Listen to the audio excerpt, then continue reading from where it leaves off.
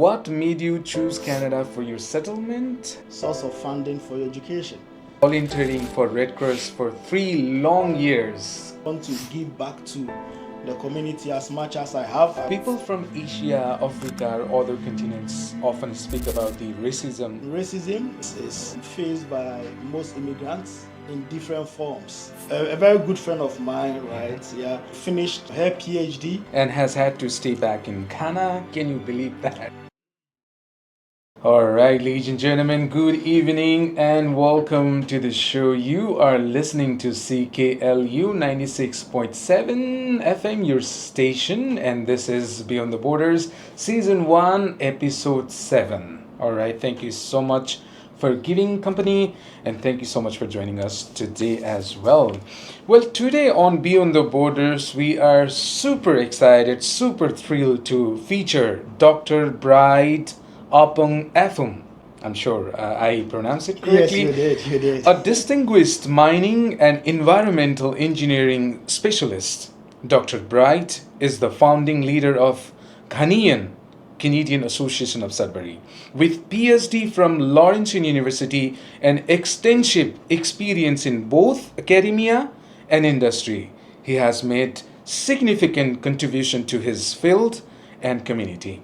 Dr. Bright has been in Canada almost a decade and has helped the community through volunteering in the transportation program for seniors by the Canadian Red Cross Society of Sudbury for more than 3 years, ladies and gentlemen. Doctor, welcome to the show.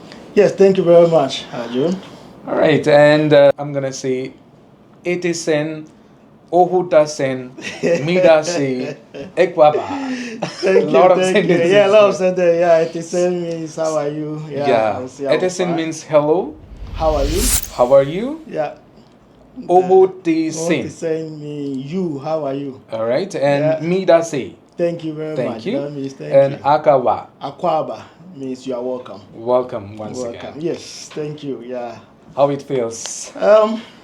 Yeah, it feels good. Yeah. Okay. And I'm happy. Yeah. All right. To be here. All right. So it's been already a decade you are in Sudbury.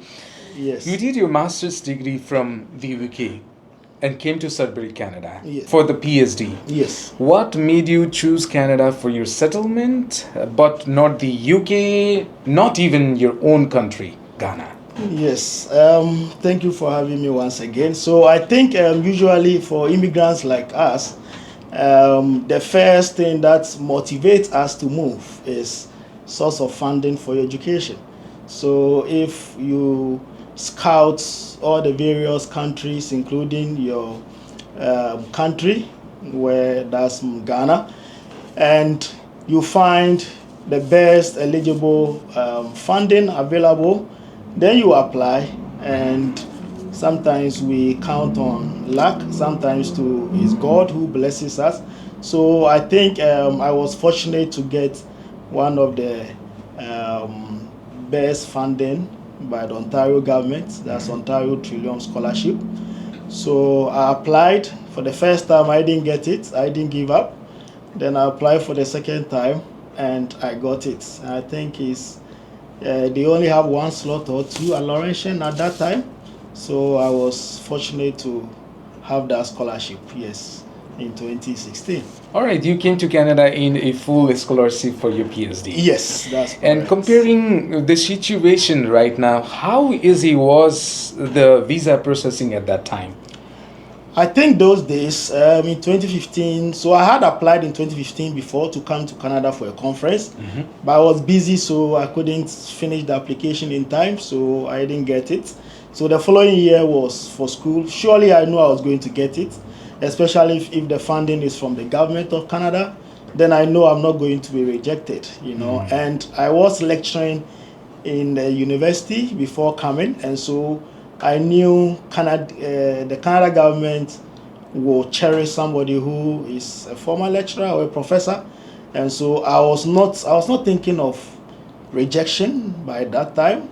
Yeah, but these days it's very common to get rejection, even if your documents are intact. Yes, so I think the difference is now And there's a lot of people that are looking into Canada now. So we have a lot of people, so there's much challenge. Yeah, I want to touch base the scholarship you received, Yes. the prestigious Ontario Trillium Scholarship to study PhD in mining engineering at Laurentian University. Can you share your experience when you received on your second attempt? Yes. If I'm not wrong. Yes. And if you want to share about the eligibility for the benefits and everything. Okay, yeah. So I think the funding was about $4,000 dollars per year, but through my supervisor, thanks to him, Dr. Eugene Beniwa, yeah, he also got me a fee waiver as well. So I had a fee waiver and I also had that scholarship. And for you to be eligible, right, you have to prove that you have high academic standards. And of course, I was a first-class mining engineering graduate, Wow. and I had worked for over 5 years in both surface and underground mining. Oh my goodness. Yeah, and I had my master's in Wales in environmental geochemistry, and so I think I was a good candidate. Also, I had published a lot of research before, so you look at the combination of industrial experience, academic experience, because I was lecturing, and also my publications. I think it placed me on that high level to be selected for that scholarship. So I think that was how I got it. The first time I didn't get it, I understand there was quite competition in that. So the second time, I think I added some few publications, and yeah, I got it.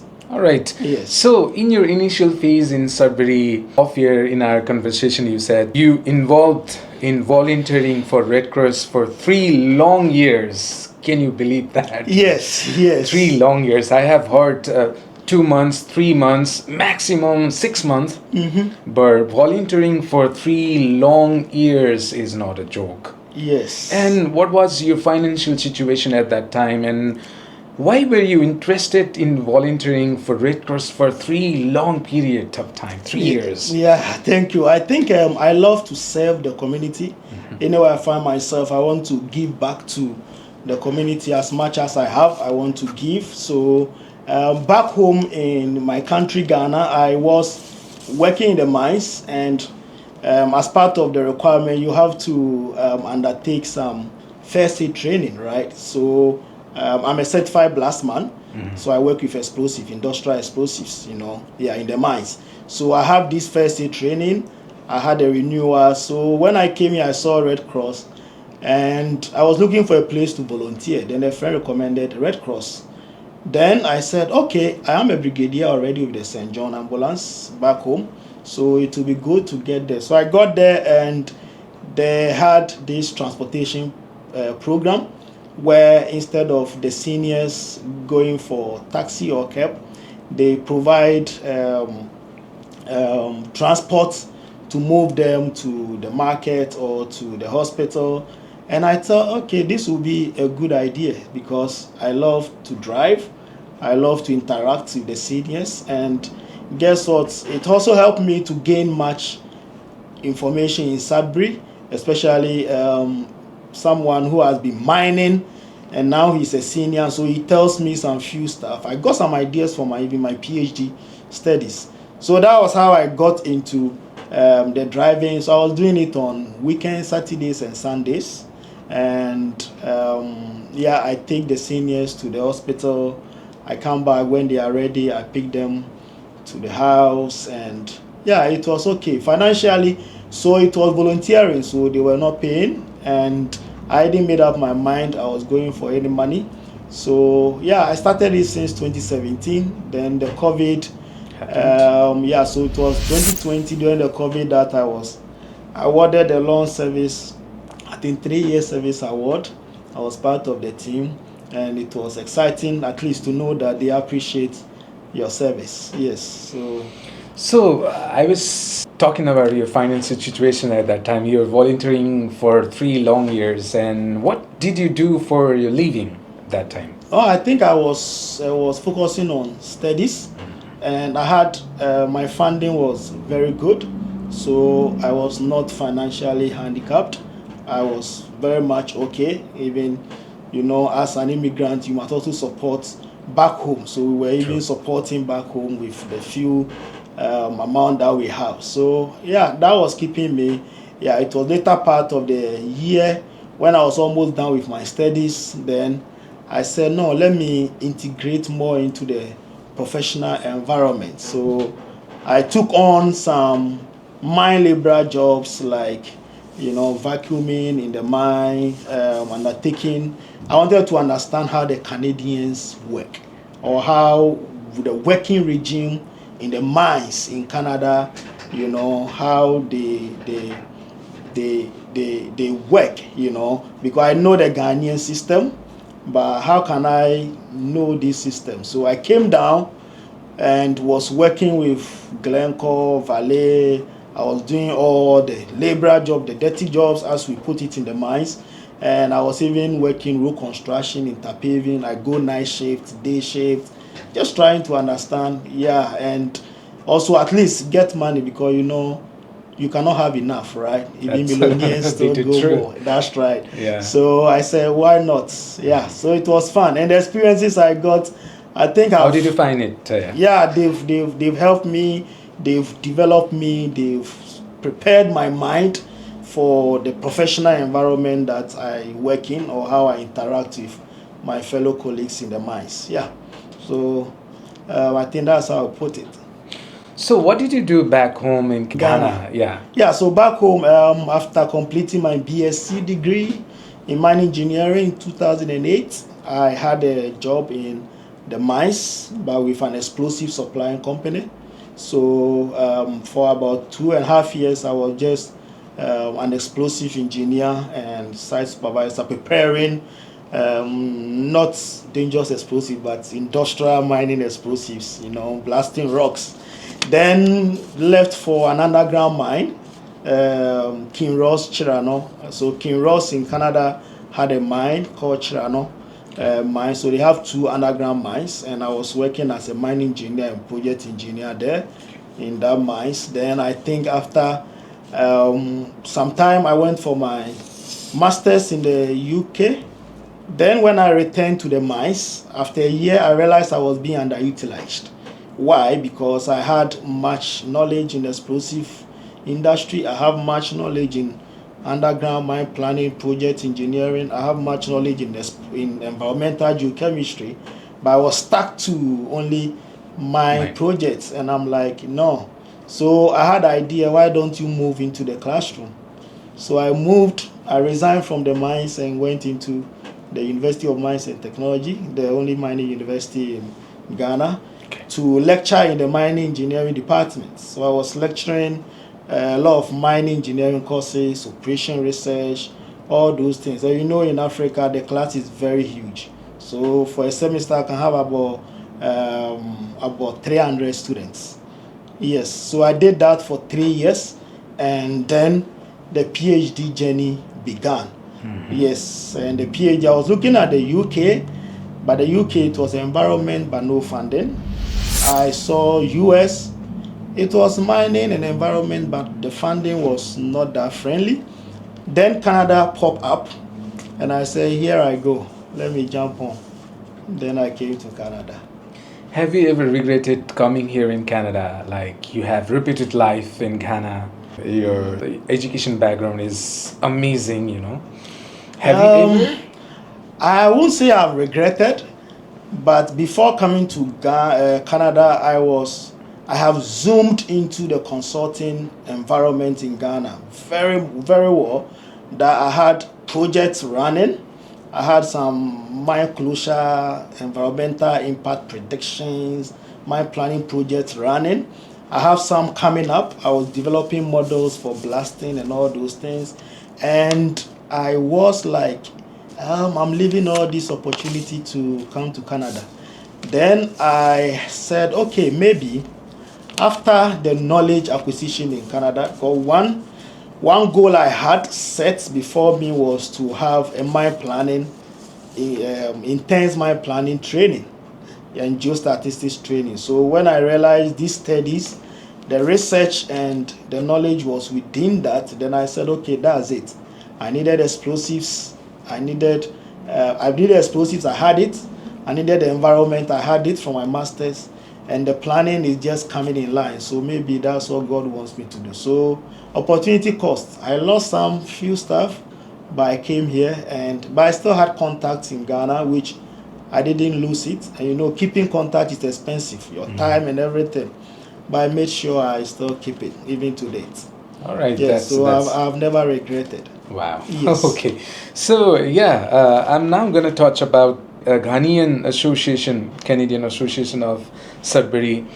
So first of all, let's talk about your association. You've been here since a decade, but as per you, I came to know that it was just in the process of foundation since last year. Yes. So what do you want to say about that? Yes. So when I came here, so there were some few Ghanaians here.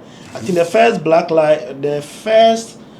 month, is it the February Black History Month, right? Yeah. My first time I was watching CBC and I saw a Ghanaian was being interviewed on CBC, and he was mentioned he was in Sudbury, Garson, and I'm like, where is Garson? And he's an old man and like a senior. He was talking about the time he was in Canada, and I'm like, okay, so there are a lot of Ghanaians here. So where there were some few families that were very close in Sudbury here. So we try to come together normally during our Independence Day, during the holidays. We try to gather around, right? But we never thought of formalizing our association. So some few families and my family thought of, why don't we take it upon ourselves? So in always in a society you need some of the movers to move an agenda. So we said, hold on, let's move this agenda. Let's formalize ourselves as an association. So last year we decided to have a general party. Then we announced it to the public, to the Ghanaian community, that hey, we have this on the pipeline, and some of the guys we've been running here, trying to make sure we have a formalized group, constitution, visions, everything set up. So we got everything running, and before the Canada Day celebration, we were given an information that this actually happened. There is an activity that happens at the arena. So we were like, okay, why can we take advantage of that? So within 4 days, we were running here and there, getting permits, getting that, registering, seeing the Sudbury Multicultural. And mind you, I've been in touch with Sudbury Multicultural. I decided to learn French there, but I didn't survive. Okay. So I went there again and I said, hold on, this is what we want to do. This is what we heard. Can you guys recoup us? They said, okay, we need this, we need that, we need that, we need that. Then these guys, we decided to get everything ready. And that was the explosion that I think the first time we met at the Sudbury Arena, the Canadian, the Canada Day celebration. And that was when we have formalized ourselves and our first activity. And we realized that, hold on, I think we can do this thing. I think we can really move ourselves. We can encourage ourselves. And we saw most of the Ghanaians coming out. Some people have been here over more than 15 years and they have never been to that celebration before. But that day they were there to, cheer us up, and I was like, this is thing. Yeah, we have to. So after the celebration, we have a lot of people that have volunteered to be part of the leadership, and I'm so excited about that. Wow. Yes. Wow, yes, amazing. Yes. So, being the founding leader of Ghanaian Canadian Association of Sudbury, what is the condition of immigrants from Ghana right now regarding the housing or job opportunity? And how is the Ghanaian Canadian Association of Sudbury dealing with those problems? I think that is a very big problem. Thanks for that. We are at the front, so we receive a lot of information or a lot of questions from our people. So some come here, and I always tell my friends in Sudbury that, you see, somebody moving from Ghana was maybe a bank manager before coming here, but he's coming to start, But in housing, they are not given any preference. they are treated as if they cannot pay their rents. So some of us sometimes have to vouch. Even that one is not enough. Some of us have to rent multiple accommodations in our name to give to our brothers and sisters, because when they go with their name, they don't have any credit history, they don't have any, so all the landlords are, we want your credit score, we want this, we want that, and they are not able to provide. So as at now, I'm attached to most homes that most of the Ghanaians have rented, as if I'm the one renting. Why? Because somebody must, support them. So I think that is one of the things that I don't know how they would, the city can help us solve it, but this is a real issue that sometimes the houses are there, apartments are there, but they are not ready to give it to the immigrants because they believe or they think they cannot pay. And I think that is unfair, right? Because the person just came in as a student. Yeah, he has stayed in Cambrian or Laurentian campus for, let's say, 4 months or 3 months. He's moving out and it's difficult to get him or her. So what sometimes we are trying to do with our members is, as soon as they arrive, we try to get them on the credit card system so that they will start building their credit score. Because we realize that at least 4 months, 3 months, they can do something with their credit score and they can provide some history for renting. Yes. So that has been the challenge, but we are working through it. So I want to touch about the very serious issue here in most of the so-called developed countries. People from Asia, Africa, or other continents often speak about the racism or mistreatment they face in the big nations like the US, Canada, and so on. Have you ever faced any racial discriminations from people here during your decade of staying in here? Yeah, no, thank you very much. I think racism is faced by most immigrants in different forms. True. And sometimes we immigrants try to harden ourselves, toughen ourselves to accept it or to work our way through it. And I know every immigrant might have faced one or two. I always say that sometimes racism itself is like cultural, imbalances or differences. If I don't know much about your culture, mostly I would say you are disrespecting my culture or myself. And so for me personally, I have psyched myself to move through how people treat me, right? Perhaps because of the way I've traveled over some parts of the world, and I've seen a lot, but I've faced some has been very clear, some to some have translated into let's say academia, some you just enter an office and the way you are welcome, you feel like they don't want you here.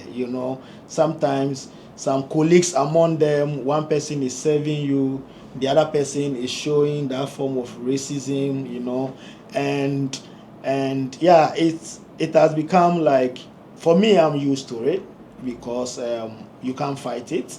There's nothing much you can change about it. Yeah, but when it happens at the work site, then it becomes very pronounced, right? But the sad thing is when the senior management do not like understand your perspective, then it's like, who should you report racism to? You are powerless. And immigrants, most people came here to survive. So we will not the racism, stare us down, right? We fight through it and we ignore some.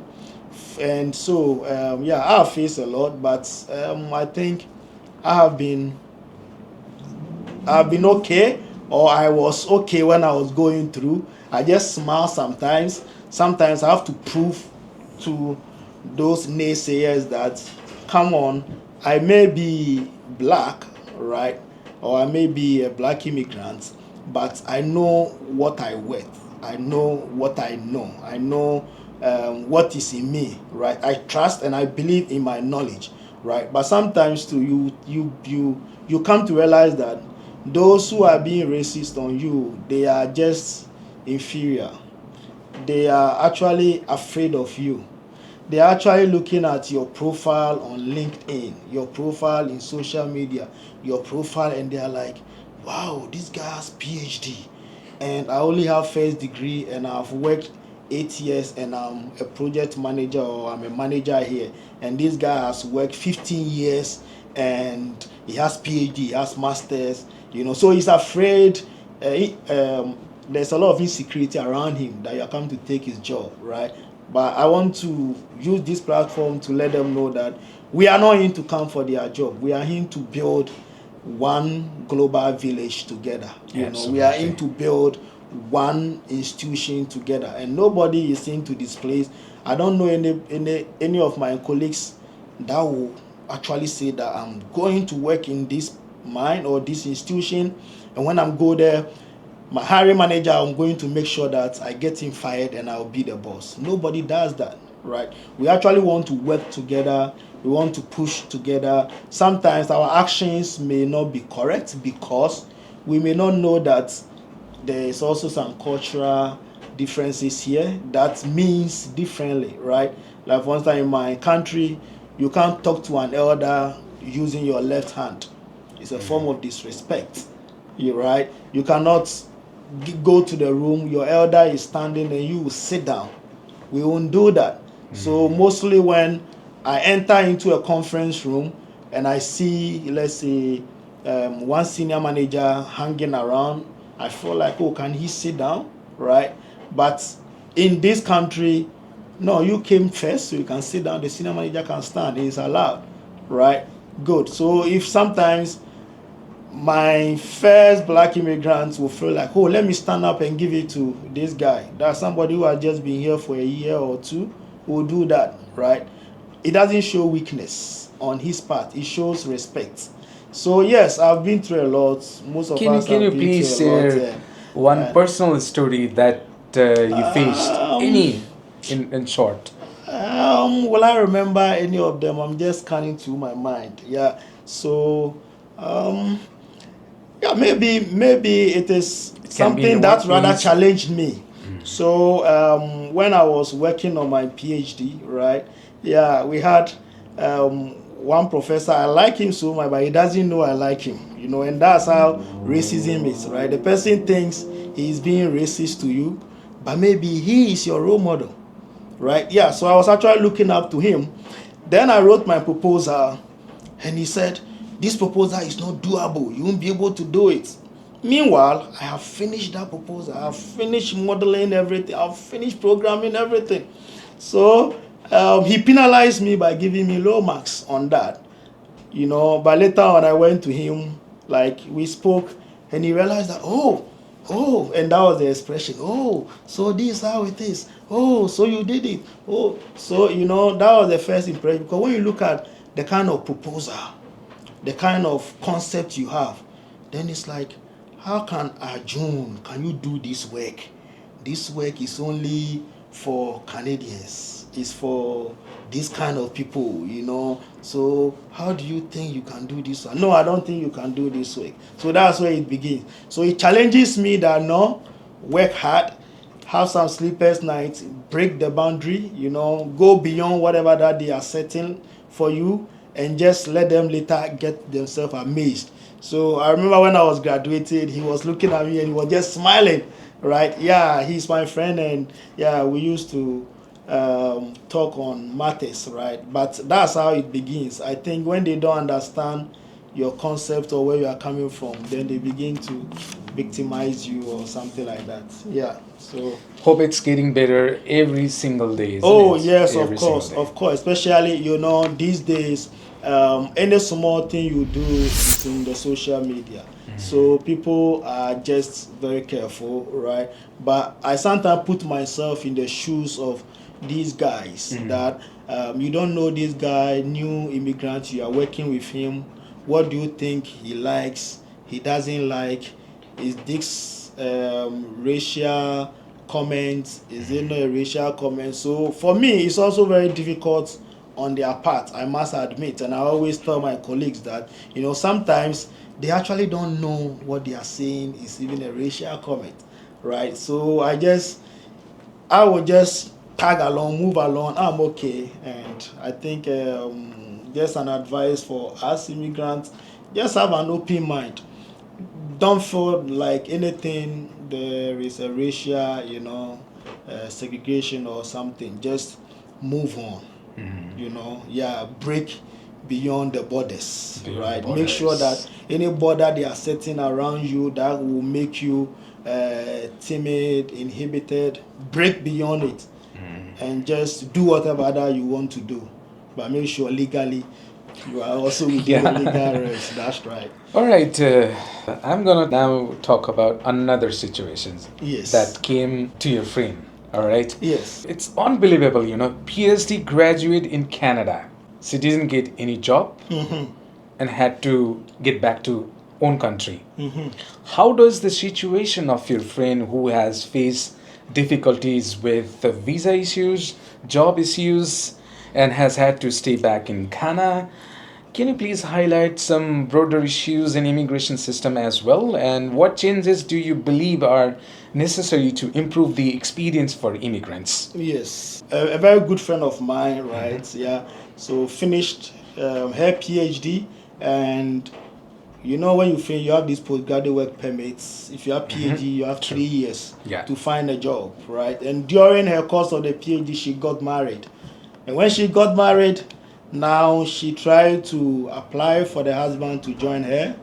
Multiple application, all corresponding rejection. So the husband was not able to join her. And she's growing. And you know Africa, how it is.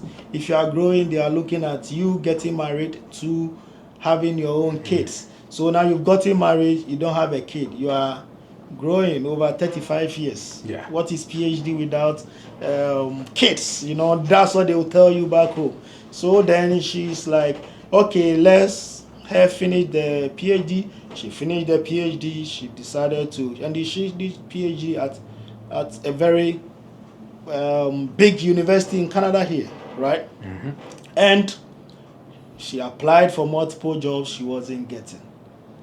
And you have to pay the bills, as we always say. So what happened? She decided to, I think she got an offer back home in the university, and she decided to go.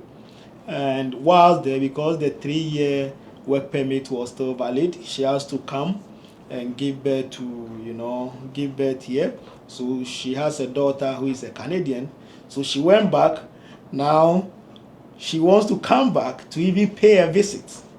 And the applications have been unattended to. It's been a year waiting, going to 1.5 years now, and nothing. So it feels very sad, that you lived 4 years of your life in Canada.